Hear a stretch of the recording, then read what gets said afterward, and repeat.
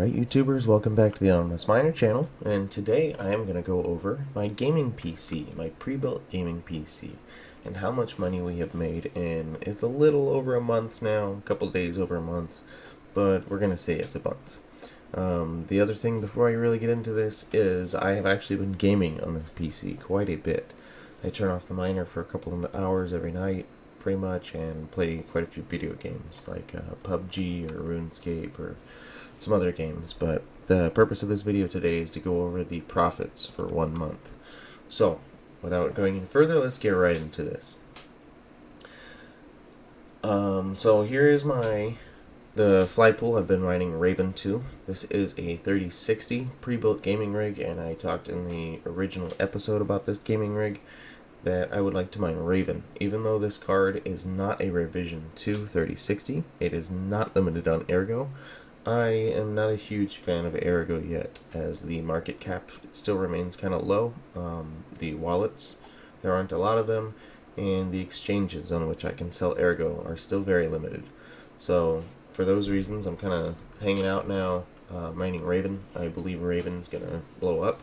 This is not financial advice, but Raven is going to go into a halving, which means that their block rewards are going to go in half in the beginning of 2022, it's estimated. So that's why I'm mining Raven. Now, I have mined, let's click on this right here. I have mined on this computer 1,609.8 Raven. This cent Raven, here if I zoom out a little bit, total cent right here is saying 1,831. That's because I emptied this wallet entirely before I started mining to it for this computer for this experiment. So there is an outgoing transaction, but my final balance right here is what I have mined in the month since. So let me go plug this into a conversion calculator and let's see how much money I've made on Raven. Right here. So I went to cryptoratesxe.com and I converted this. So my 1,609 Raven is worth about $82.26. So let me pull up a calculator here.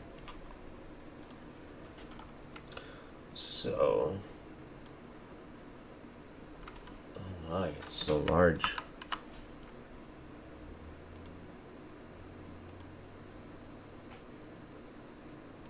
Okay, whatever, it's even bigger. 82.26. And then we will minimize that. Okay, and now let's get into, I'm also mining Monero on this computer. So, Monero, this is the Monero. I have not been paid out yet. The minimum payout limit is 0.1. So I'm almost at half of the payout. This is going to take a long time. This is also a little bit low. It should be about 5,000 kilohash a second. I do need to restart this computer. It makes about 0.0012 to 14 XMR a day, somewhere in there. So not a whole lot, but if I go and convert this right here, my 0.045, 02485 Monero. Okay, so 0.04028, and it cut off the last decimal places on its own. That's about $9.59. So let me add that into there too. So plus 9.95. Oh, sorry. I added another couple cents there.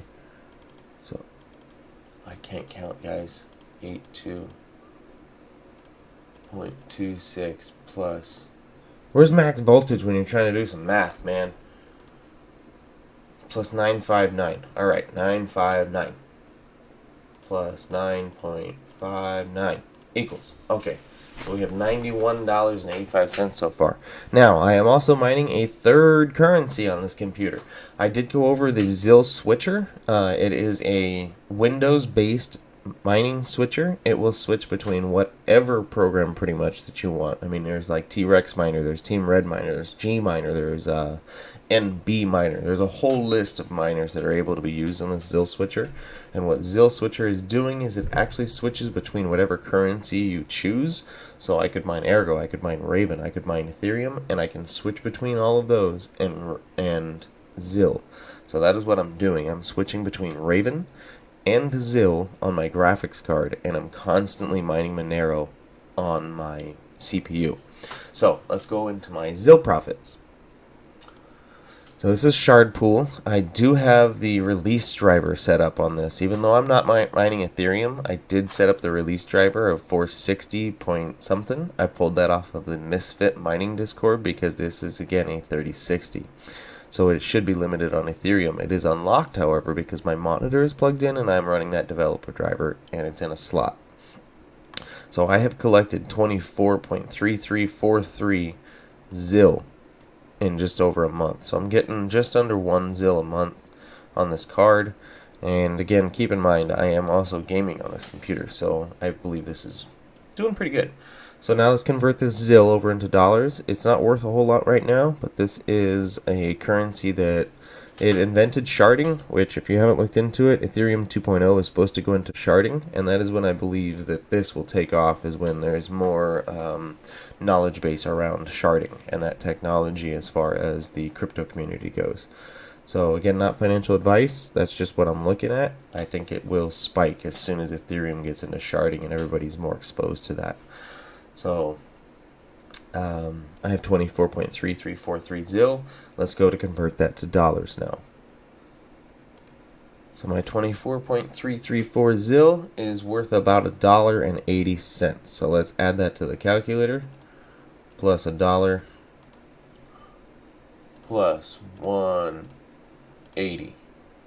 Was it 82? See, my memory's bad. No, it's just $1.80. Equals. Okay. 93.65. Now we need to account for power. Alright, so for the power consumption, I had this meter. Now, I would not recommend this. This is almost a video where I'm like, hey, this is everything you shouldn't do.